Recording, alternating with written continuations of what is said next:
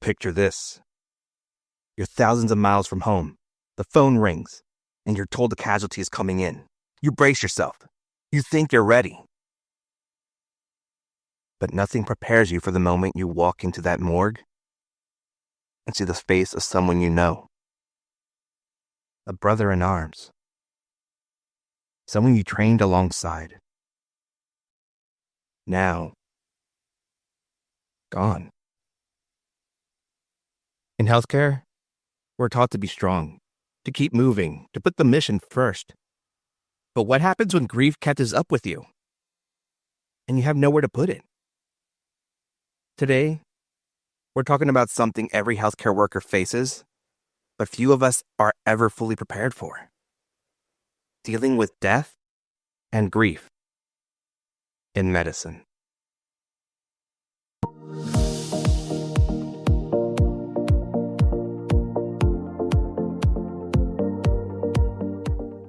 Welcome back to MAP, Medical Pathways for Success, the podcast where we talk about the real journey of becoming a healthcare professional, your growth, your challenges, and the moments that shape who you are. I'm your host, Fred Nazario Alvarado. And today, we're diving deep into a topic that touches every one of us in this field. Grief. This episode is personal, it's honest, and it's for anyone who's ever had to keep moving forward when their heart was breaking. Whether you're a student just starting out, a new grad finding your footing, or you've been in this field for years, I want you to know right now, you're not alone in this. Now let's get into this discussion.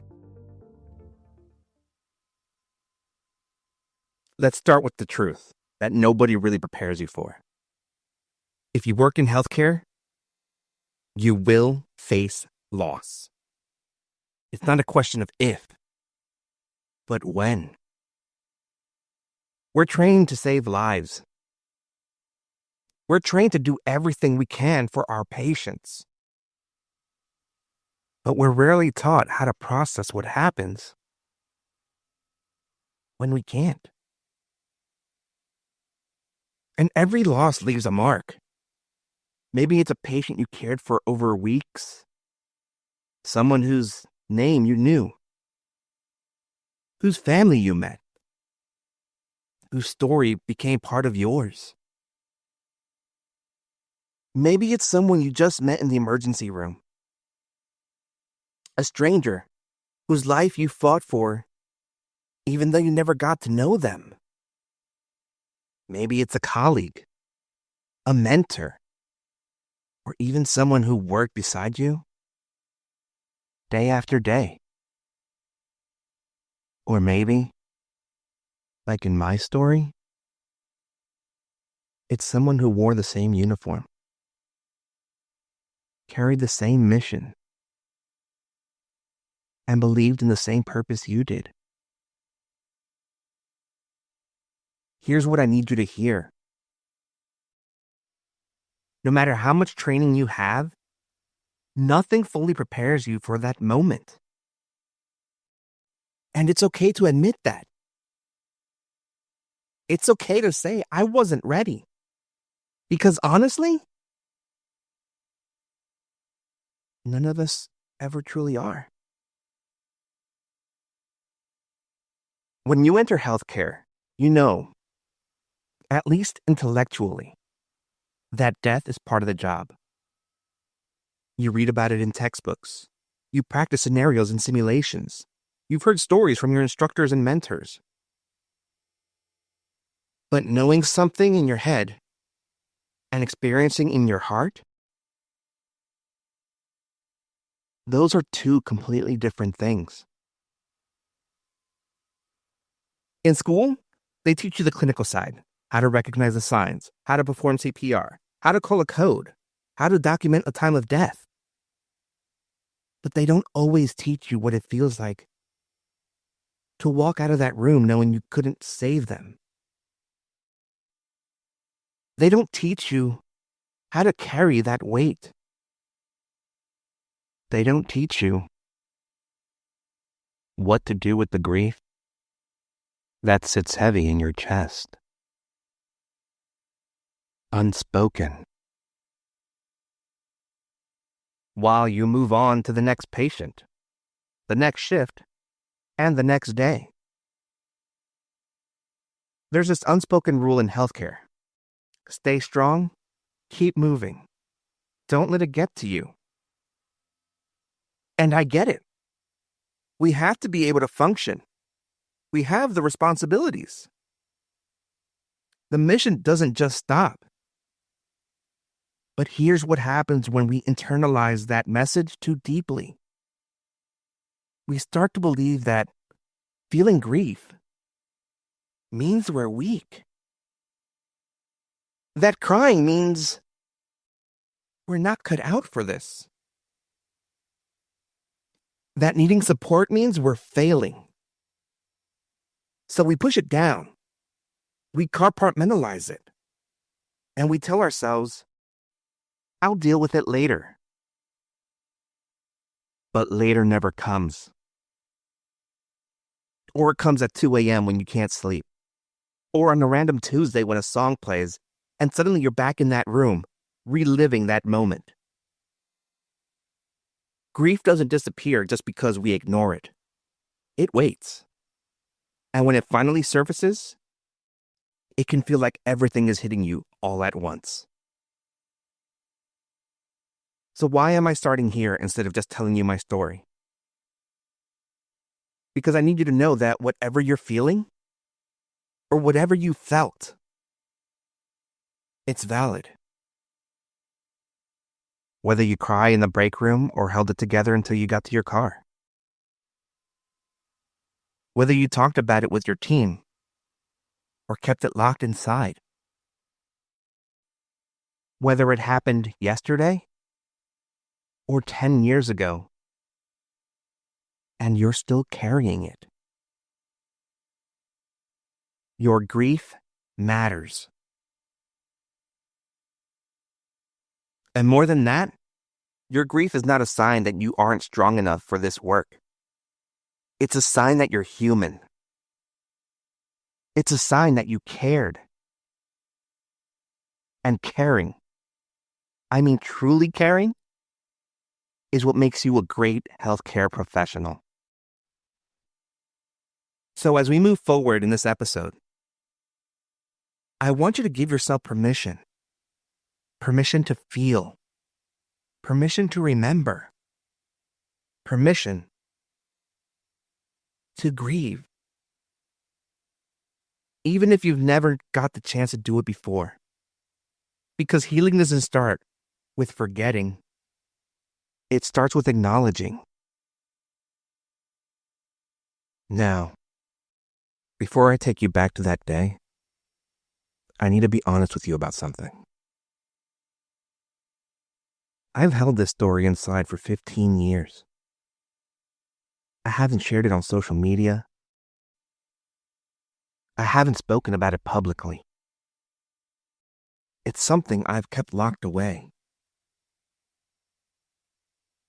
But if I'm going to ask you to be vulnerable, I have to go first. However, the story isn't just mine to tell. So before I even considered turning on this microphone, I reached out to Riley's wife to ask for her blessing. She knows exactly why I'm doing this. She knows that sharing Riley's story might save one of you from carrying this weight alone. And she gave us her permission. So, with her blessing, and in honor of H.N. Riley Gallingerlong, let me take you back to August 11th, 2011. I was deployed to Afghanistan, serving as the patient tracker for my battalion. My job was to keep track of every injury, every casualty. and report back to our battalion surgeon, who would then report it to the battalion commander. It was a role I took seriously. Every update I gave mattered to the Marines and corpsmen out there. It was just about as much about morale as it was about connection. That day, I got a call. We had a casualty coming in. I'd only just arrived at Camp Leatherneck, still learning the ropes. But I felt ready. Honestly, I was a little eager because I was finally doing something that mattered. I made my way to the field hospital at Camp Bastion, the British base next door. It was a joint field hospital, and I was told the casualty was a KIA, killed in action. That meant I had to go to the morgue, verify the casualty, and confirm the cause of death with the staff. I thought I was prepared. I truly did. But when I walked into that morgue, everything changed. The casualty, it wasn't a Marine. It was a fellow corpsman. A brother. H.N. Riley Gallinger Long. 19 years old. Just married before deploying. And here's the part that hits me the hardest. We just graduated from Field Medical Training Battalion together. Same class, same dreams, same sense of purpose. The staff told me who it was. And I hesitated for a second. I couldn't believe it was one of us. As I walked over to the table, I knew I had paled just from hearing the name. And I was a little shaky. I know that. I tried to keep my voice steady as I asked for the cause of death. They told me he'd been shot in the right hip, massive internal bleeding. I don't even remember what I said next. I just remember thinking, this can't be real. Not him. Not someone I just trained with. Not someone who was just starting his life. I went back to my office and I called my surgeon to give a report. My HM2 answered. And as he answered, he could tell in my voice something was wrong. They must have already gotten word that Riley had gone in. But he still gave me the time, and he didn't rush me. He just listened. I needed to get my words together, and I'll never forget that support. Just having that little bit of time.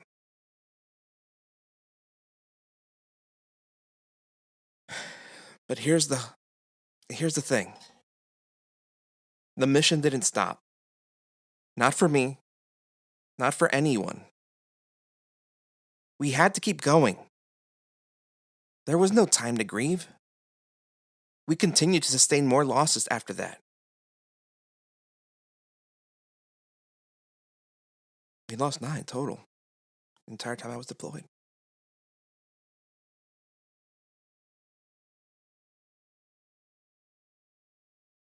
But I couldn't stop and grieve them.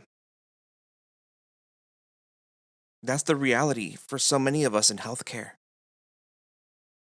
The world keeps turning. The world keeps moving. And we're expected to keep up.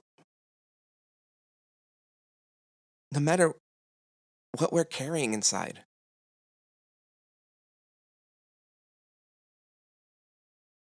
It wasn't until New Year's Eve, still deployed, that it all caught up to me. I had gotten some alcohol from some Marine friends, and so I decided to bring in the new year by myself. And that night, everything I had been holding just came out. Every stage of grief, all at once, alone in my room. I remember sitting on my bed drinking. And I remember the extreme depression I was feeling because of everything that had been happening. The ones we had lost. And of course, most definitely the biggest one was Riley because he was the first one I had to see.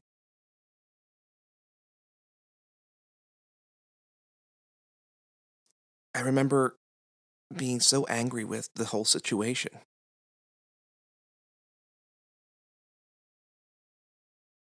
The tears were just coming out. The bargaining, praying to God, saying why couldn't it have been me instead of him? If only there was a way things could have been different.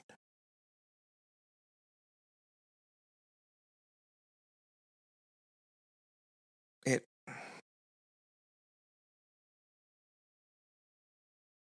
it was definitely hard. Once the tears just didn't want to come out anymore, I turned to writing. I grabbed a notebook and just wrote everything I was feeling.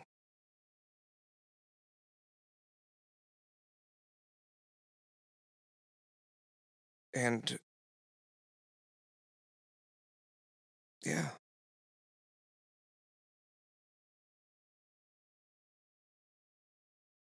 so that was New Year's 2012.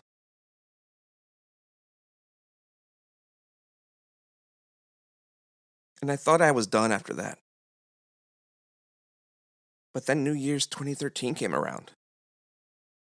I was home, surrounded by family and loved ones, and just after midnight, again, I broke down, locked myself in the bathroom, and just cried.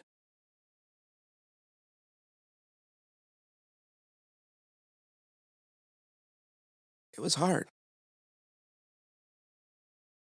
knowing that he wasn't gonna. It was.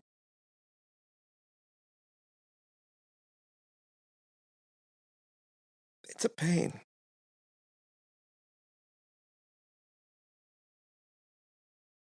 and even to this day, it still hurts.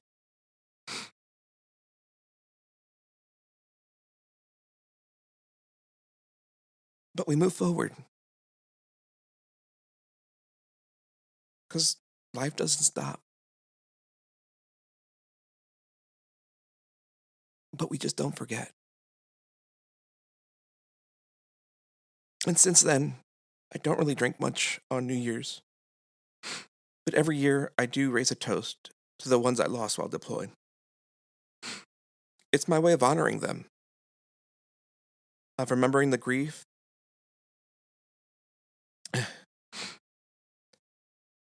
of remembering that grief doesn't follow a schedule. It comes when it comes.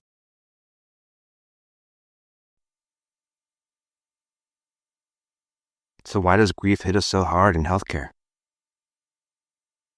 Why does it feel like it comes out of nowhere, even when we know loss was possible? And why? Why does it sometimes feel like we're the only ones struggling? Understanding why grief affects us the way it does can actually help us process it better. So let me break this down.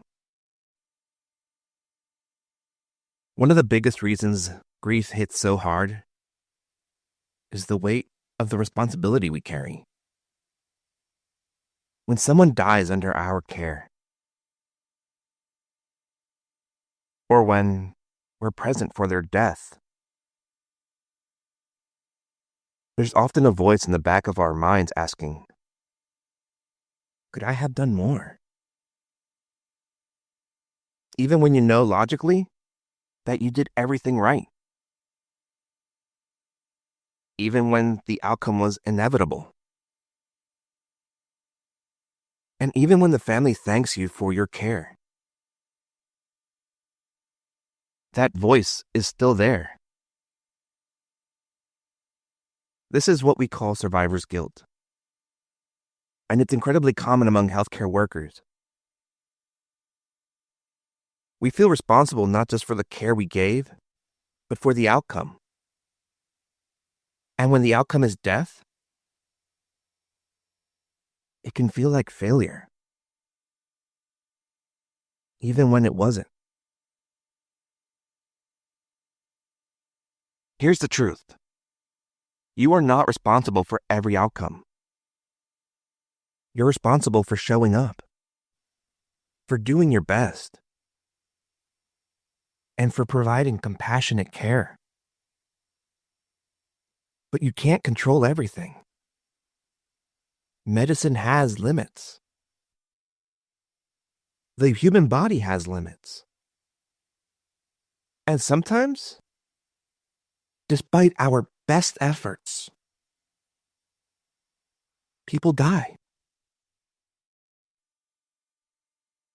That doesn't mean you failed.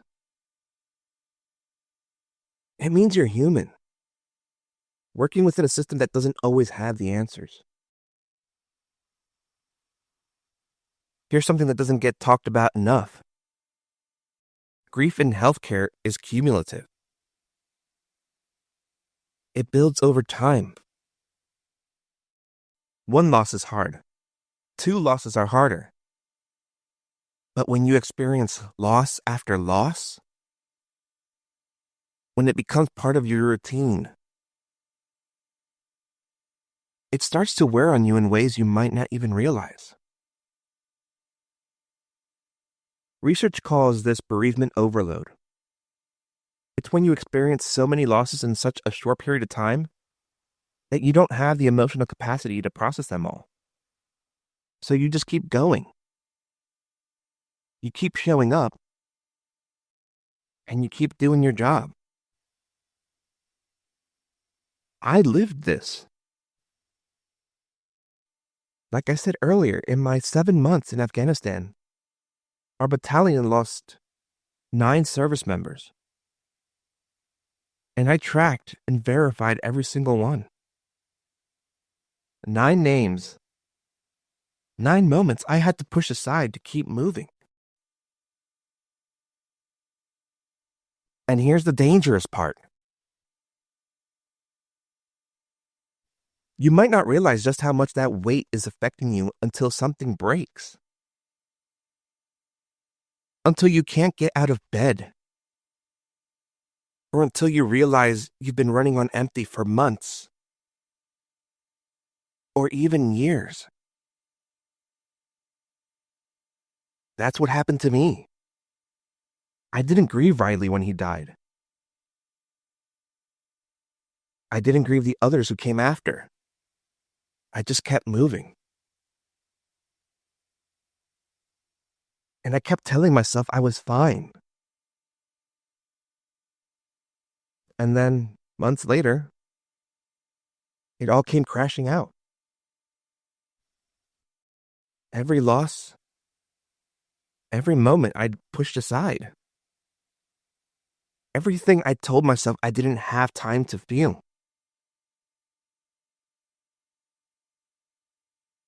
And that's when I learned the truth about cumulative grief.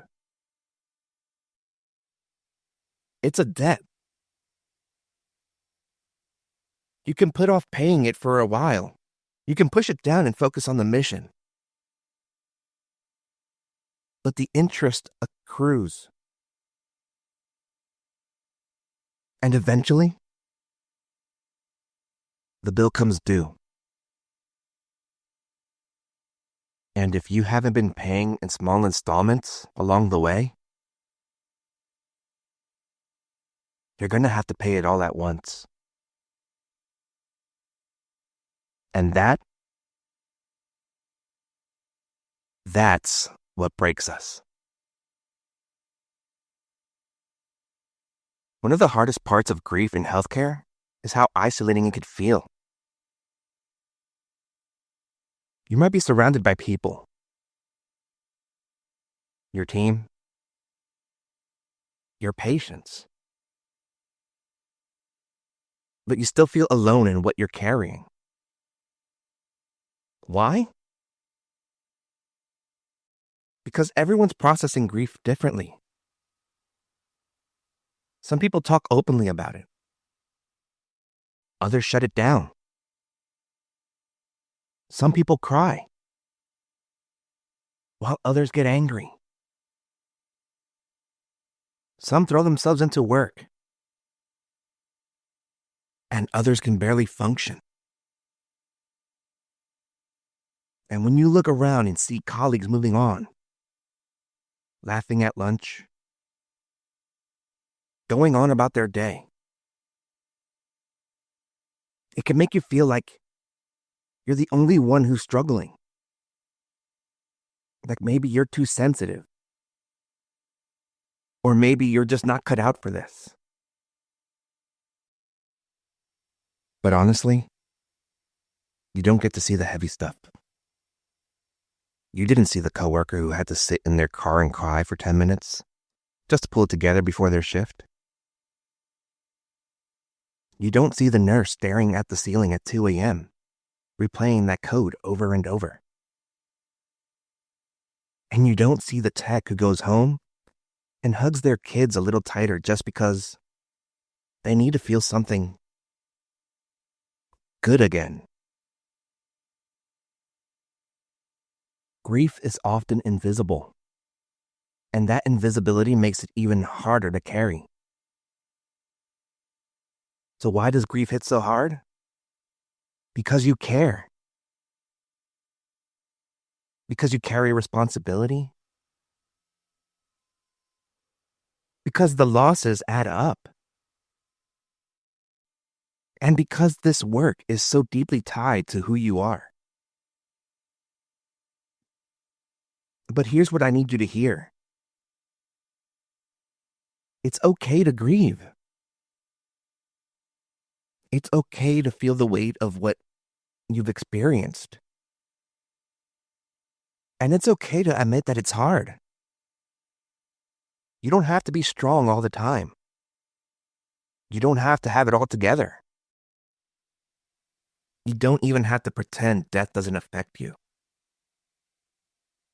Because the truth is, if it didn't affect you, you wouldn't be the kind of healthcare professional we need in this world. Your grief is proof that you're doing this work for the right reason. And that's something to honor, not to hide.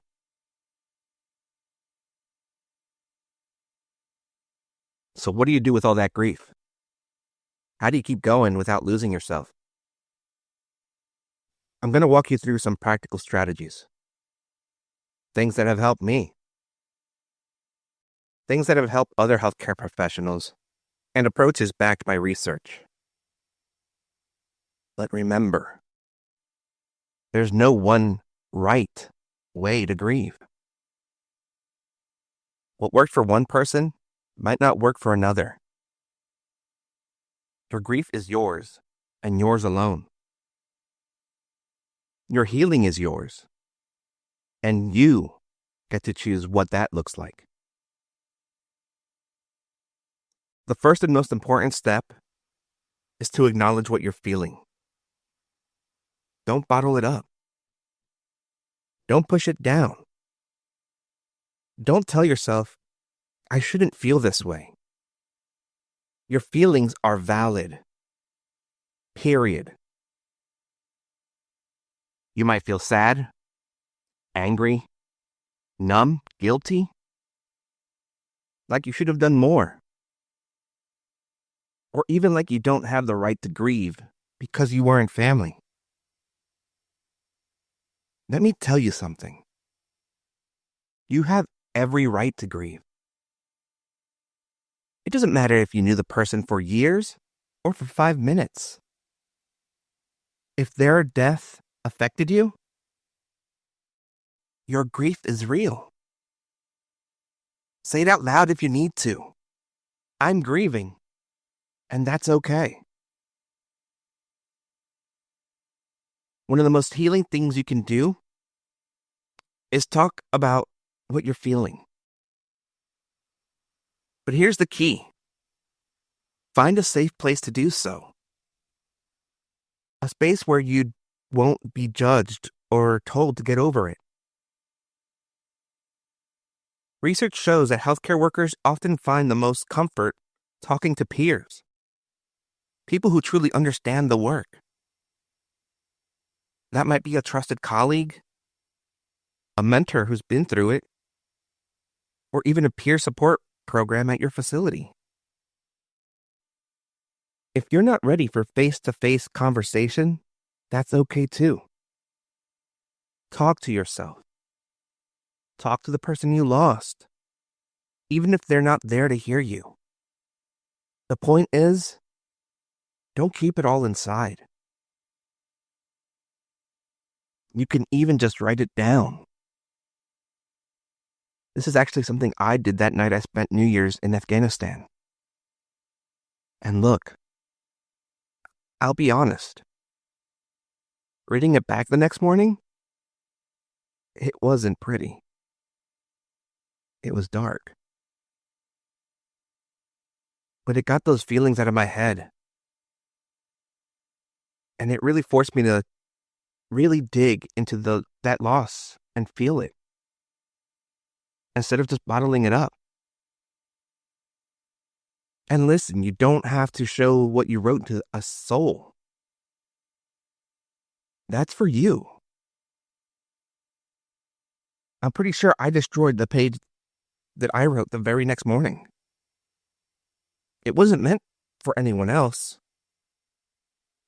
It was just one of the ways I was using to get those feelings out when my tears kept me from speaking anymore. Let's talk about honoring a loss.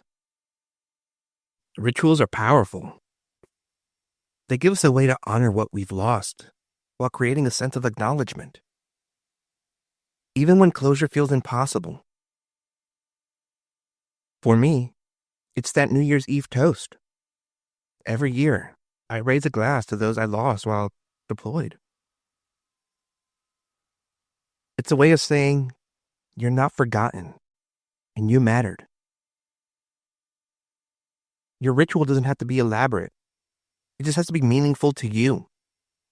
Light a candle, play a song that reminds you of them, visit a place that was significant. Say a prayer. Donate to a cause they cared about. Write their name somewhere you'll see it. Rituals don't erase the pain, but they give you a way to carry it with intention. Then there's taking care of your body. Grief is exhausting, physically, mentally, and emotionally. And when you're exhausted, everything feels harder. So take care of yourself. Sleep when you can. Eat food that nourishes you. Move your body, even if it's just a walk around the block. And breathe. When everything feels overwhelming, take a few deep breaths. In through your nose, out through your mouth. It sounds simple, but it tells your nervous system you're safe. Taking care of your body isn't selfish. It's necessary.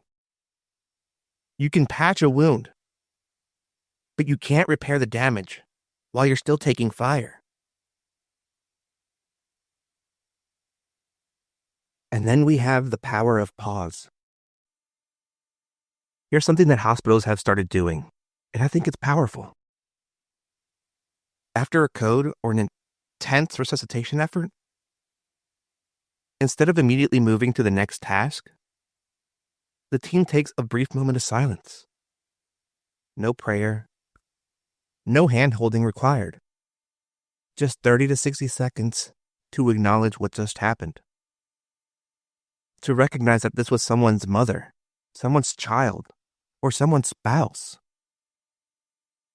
To honor the effort everyone gave. Then they move forward. It's called the pause. And it's a small thing that makes a big difference. If your facility doesn't do this, maybe you can start it on your own.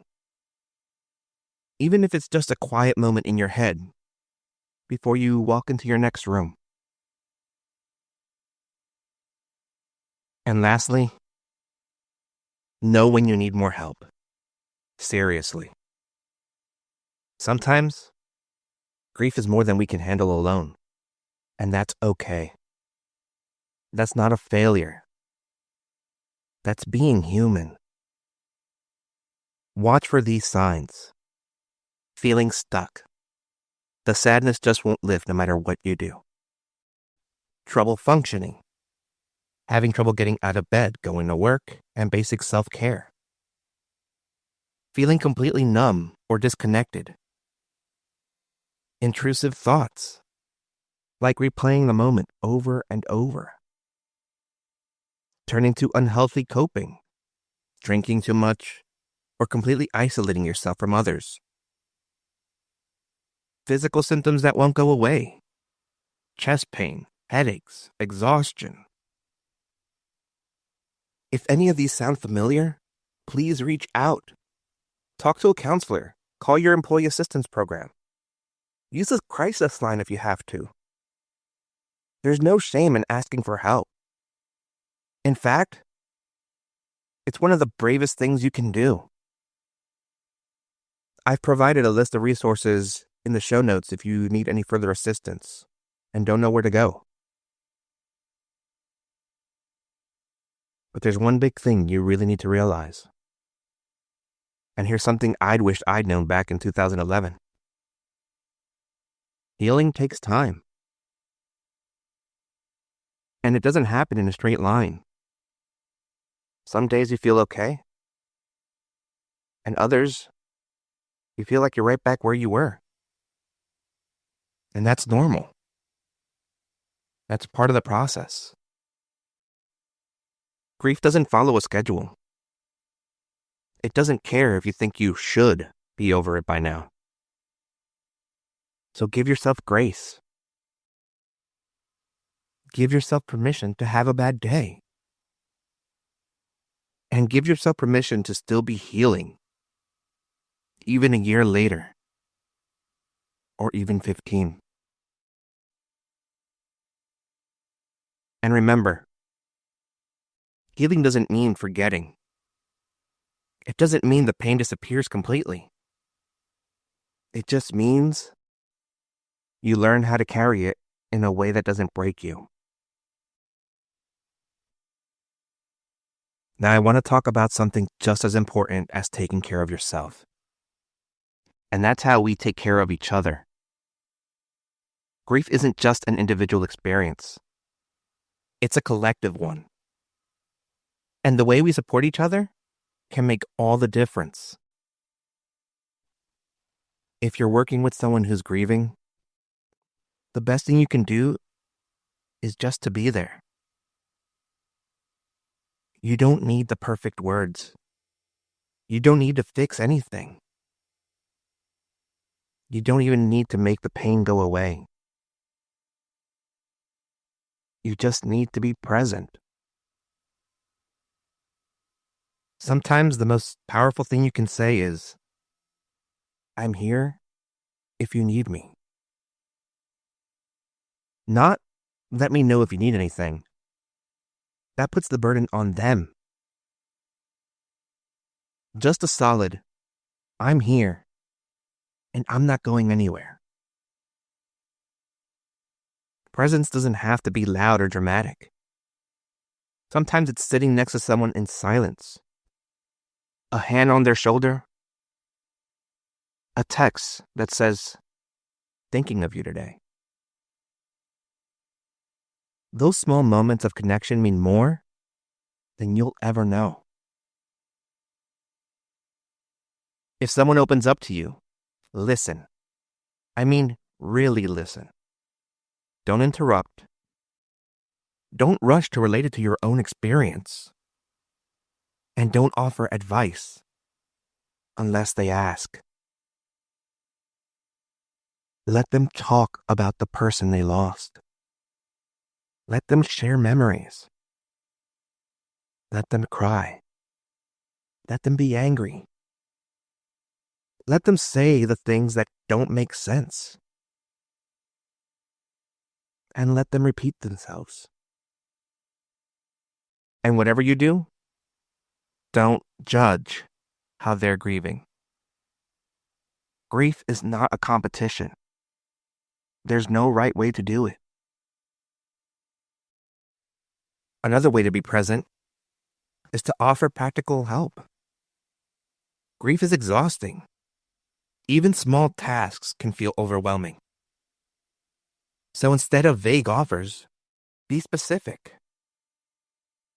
Be forward and say things like, "I'm covering your shift tomorrow. No arguments. I'm dropping off dinner tonight. I'm checking on you next week and the week after."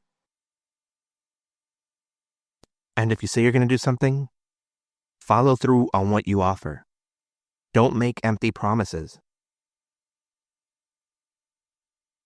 And if you're a leader, or in any kind of leadership role, even informal, you have the power to set the tone. Acknowledge losses when they happen. Don't pretend they didn't occur. Give people time when they need it. Create a space for conversation. And if you can, model vulnerability yourself. Let your team see that you're human too. When grief is normalized, people don't have to hide it. And that makes all the difference. Now let's take a breath, because it's time for your map moment.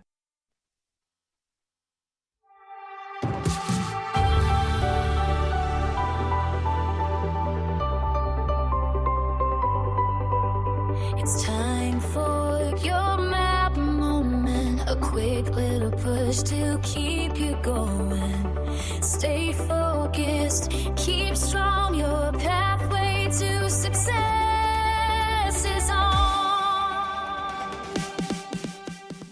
All right, it's time for your map moment. Moment to pause, reflect, and take a real step toward healing. This week's challenge is about honoring someone you lost. Whether it's a patient who had a profound impact on you, a colleague, a mentor, or a loved one. Here are your 4 steps. Step 1, write their name down. On a sticky note, in your journal, on your phone. Say their name out loud. Let yourself remember them. Not just how they died, but how they lived. What did they teach you? What do you miss about them? Step 2, share a memory. If you feel comfortable, tell someone a story about them. A friend, a coworker. Or send it to me at madpodcast@outlook.com. Stories keep people alive in our hearts. And sometimes, sharing helps you process what you're carrying. Step 3, create a ritual. Light a candle, play a song, take a walk somewhere meaningful. Raise a toast. Just do something that feels right to you. Something that says, you mattered and you're not forgotten. Step 4, reach out. If you're struggling, don't do it alone. Text a friend. Call a counselor. And if you're in a good place right now, look around. Is there someone on your team who might need support?